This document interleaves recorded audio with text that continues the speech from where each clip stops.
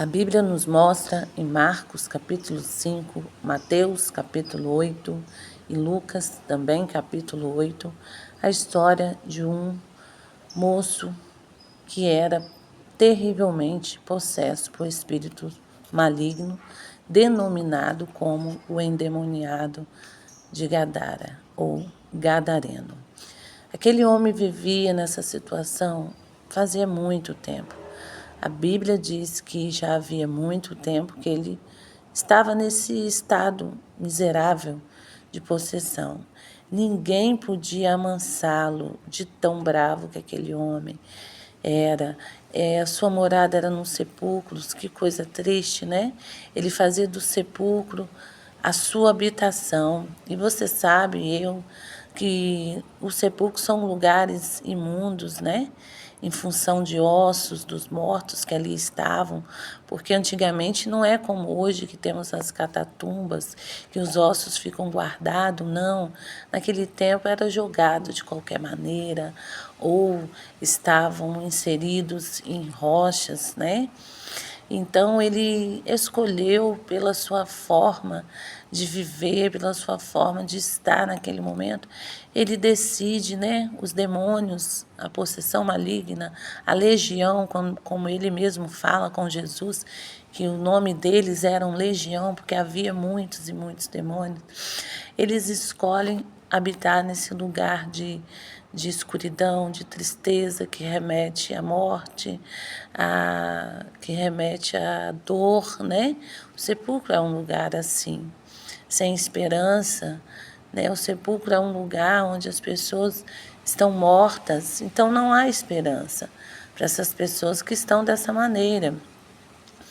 E em determinado momento, aquele homem, eles tinham que prendê-lo com grilhões e correntes, né?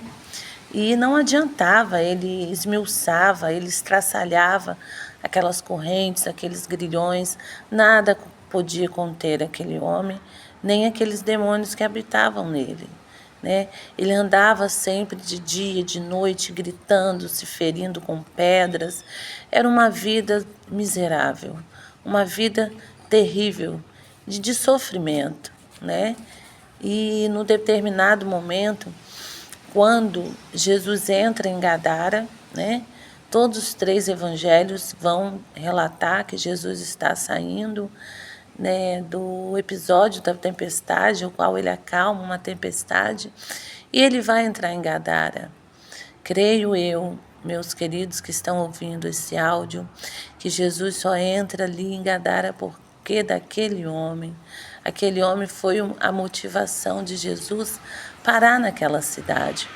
Quando Jesus chega, aqueles demônios já começam a gritar em alta voz, implorar que Jesus não atormentasse, né?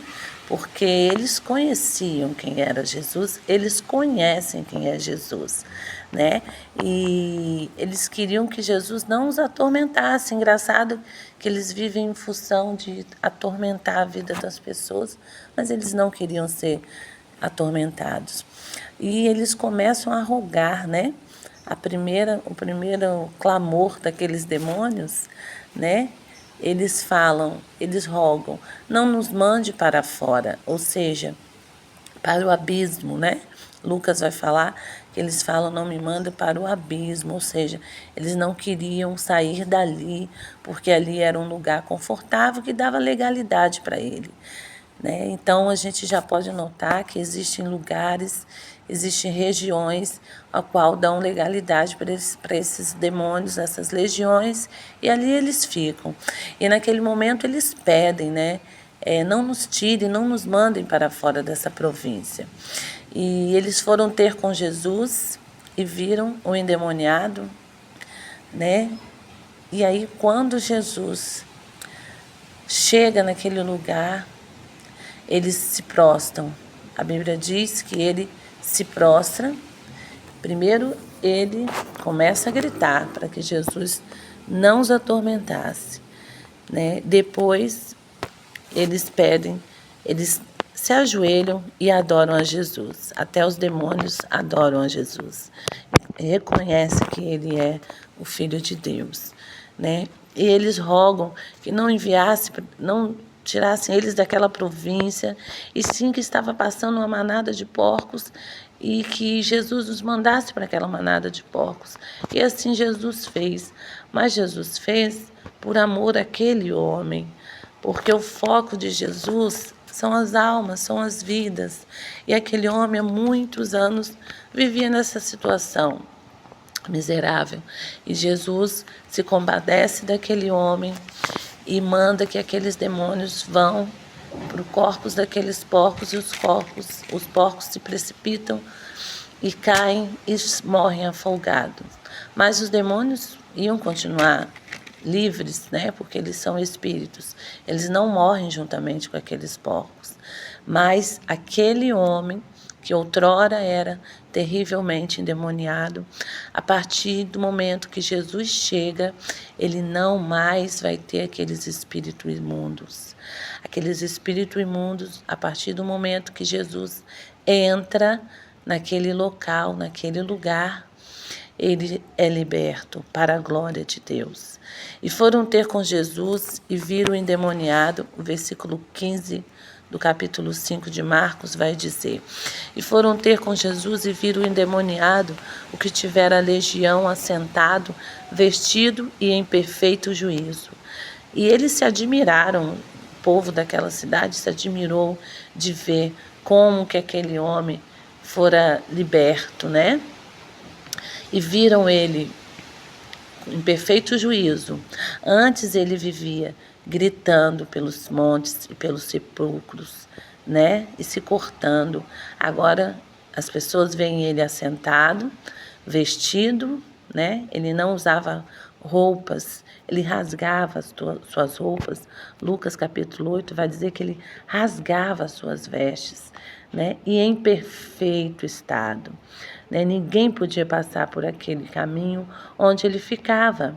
Agora ele está assentado, vestido em perfeito juízo.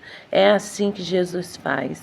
Quando ele entra na vida de um homem, de uma mulher, ele transforma aquilo que era morte, aquilo que era tristeza, aquilo que trazia angústia, aquilo que causava tragédias, né? Ninguém podia passar por aquele local de tão grande a fúria daquele homem.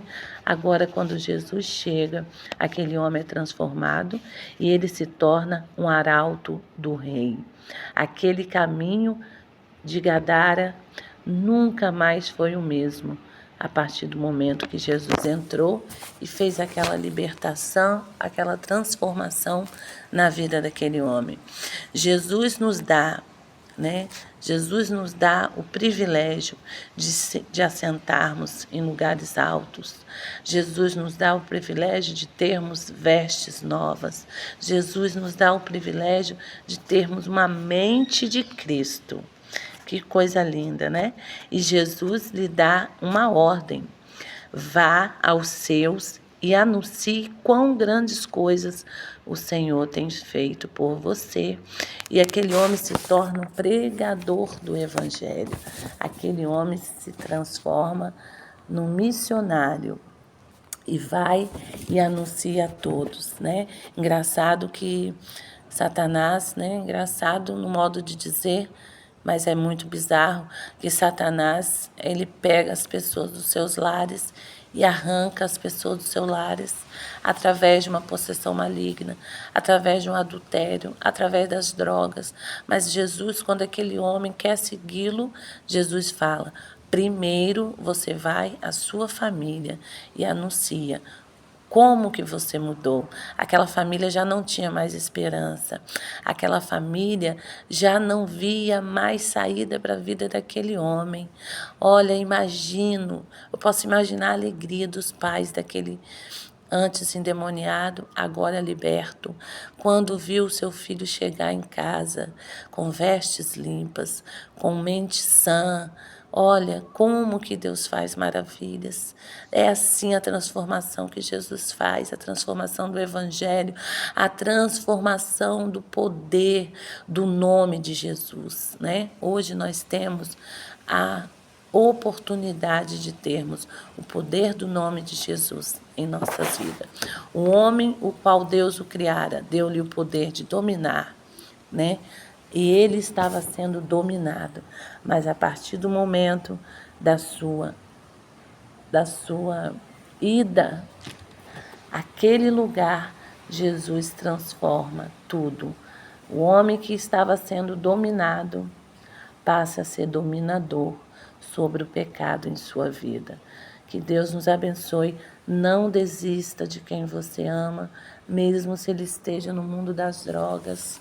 Jesus pode ir até ele através da sua oração, através do seu jejum.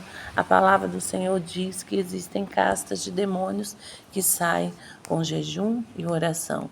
Não desista de quem você ama, porque aquela família provavelmente já havia desistido daquele filho, mas quando Jesus chegou, transformou tudo em bênção novamente. Ele era como criança, vestia-se e tinha um juízo perfeito. Não desista de quem você ama. Deus tem libertação para todos, em nome de Jesus. Que Deus te abençoe.